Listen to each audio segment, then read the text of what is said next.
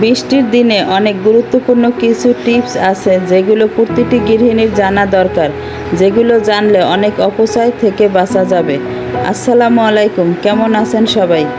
বৃষ্টির দিনে কিছু গুরুত্বপূর্ণ টিপস নিয়ে আজকের ভিডিওটা আমি তৈরি করেছি, যা দেখে আপনারা অনেক বেশি উপকৃত হবেন।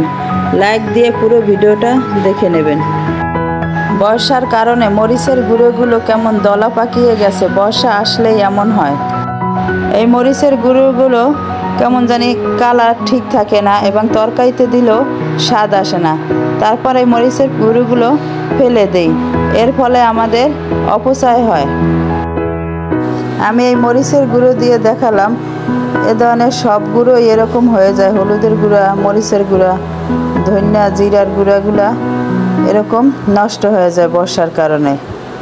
তাহলে আমরা এগুলো ভালো রাখার জন্য আমি এভাবে দেখেন এর মধ্যে কিছু লবণ দিয়ে রাখি। লবণ দেওয়ার ফলে গুঁড়োগুলো ঝরঝরে থাকবে, ভালো থাকবে।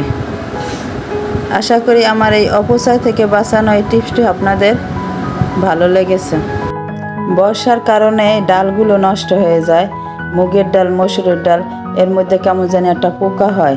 তাই এগুলোর মধ্যে যেন পোকা না হয়, ভালো থাকে, এজন্য আমি এর মধ্যে শুকনো মরিচ আর তেজপাতা এভাবে দিয়ে এরকম করে রেখে দেই। এতে করে কি অনেক দিন ভালো থাকে। আশা করি এই টিপসটিতে আপনারা উপকৃত হবেন। এই বর্ষার সিজনে অনেক সময় একাধারে বৃষ্টি হতে থাকে এক সপ্তাহের মতন। ওই সময় দেখা যায় এই লবণগুলো একেবারে পানি ছেড়ে দেয়, ভিজা ভিজা থাকে। তাহলে আমরা যদি লবণের মধ্যে এভাবে কিছু কাঠি দিয়ে রাখি, তাহলে লবণগুলো আর ওরকম ভিজে উঠবে না, ঝরঝরে থাকবে। এর আগে আমি একটা ভিডিওতে দেখিয়েছিলাম চাল দিয়েও রাখা যায়। কিছুটা চাল দিয়ে রাখলে লবণের মধ্যে ওই লবণগুলো ভালো থাকে। আমার এই টিপসটি বাসায় ট্রাই করে দেখবেন কতটা কার্যকরী। অনেকে হয়তো ভুল করে পেঁয়াজ আর আলু একসাথে করে রেখে দেয়। এগুলো রাখা একসাথে ঠিক না। পেঁয়াজ আর আলু একসাথে রেখে দিলে আলুগুলো নষ্ট হয়ে যায়। পেঁয়াজ থেকে কেমন জানি একটা ভাবসা গরম বের হয়, ওই গরমের কারণে আলুগুলো নষ্ট হয়ে যায়। আমি এই পেঁয়াজ আর আলু সবসময় আলাদাভাবে রাখি। তাই আমি যেভাবে রাখি আপনাদের দেখিয়ে দিচ্ছি। অনেকে হয়তো এই বিষয়টা জানেন, যারা না জানেন তাদের জন্য দেখিয়ে দিলাম। আশা করি টিপসটিতে আপনারা উপকৃত হবেন। চাল বেশি দিন রেখে খেতে চাইলে দেখা যায় চালের মধ্যে কেমন জানি একটা পোকা ধরে। তাই এই চালের পোকা যাতে না ধরে এজন্য আমি এর মধ্যে কয়েক টুকরা রসুন আর তেজপাতা দিয়ে রাখি। এতে করে আমার চালে আর পোকা ধরে না, চালগুলো ভালো থাকে। আমি এখানে পোলার চালের ভিতর রেখে দেখাচ্ছি। সব ধরনের চালের ভিতর এভাবে রেখে দিলে চালগুলো ভালো থাকবে। আটা যদি বেশি দিন রেখে খেতে চাই, তাহলে দেখা যায় আটাগুলো যখন বাজার থেকে বেশি আটা আনা হয়, দেখা যায় আটাগুলো কেমন জানি একটা দলা পাকিয়ে যায়, কেমন একটা গন্ধ আসে। তাই আটার মধ্যে কিছু তেজপাতা দিয়ে রাখলে আটাগুলো সুন্দর ভালো ঝরঝরে থাকবে আর ওরকম গন্ধ আসবে না। তেজপাতার জন্য একটা ভালো একটা ফ্লেভার আসবে।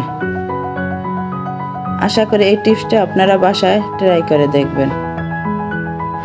এই টিপসটি প্রতিটা গৃহিণীর জানা অনেক গুরুত্বপূর্ণ।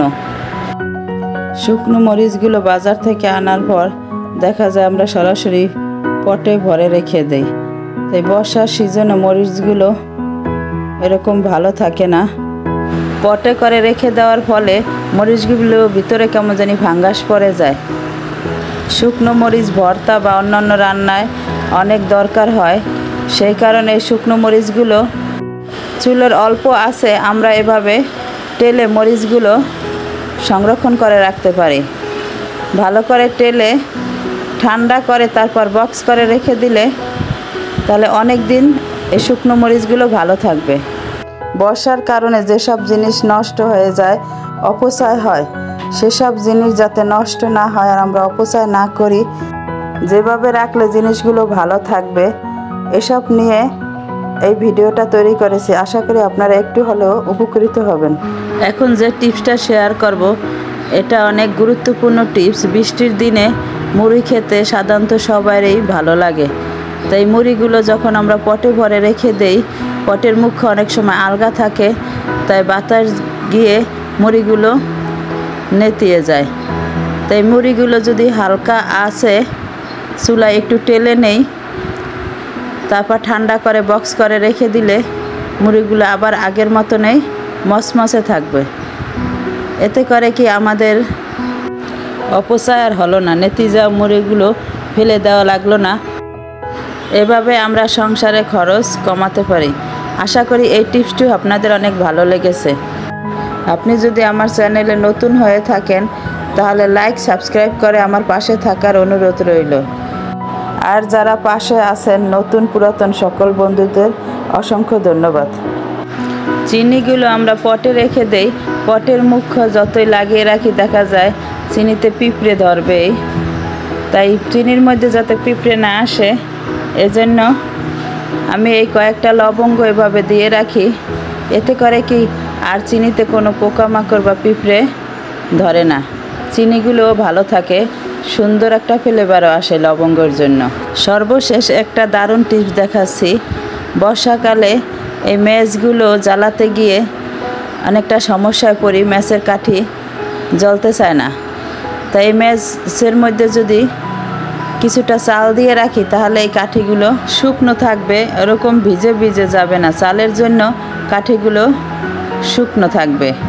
এতে করে কি আমরা ম্যাচ জ্বালাতে গিয়ে আর ওই সমস্যায় পড়ব না, ঝটপটে ম্যাচ জ্বালিয়ে নিতে পারবো। এতক্ষণ ধৈর্য সহকারে আমার এই ভিডিওটি দেখার জন্য আপনাদের অসংখ্য ধন্যবাদ। সবার সুস্বাস্থ্য কামনা করে এখানেই শেষ করছি। আসসালামু আলাইকুম।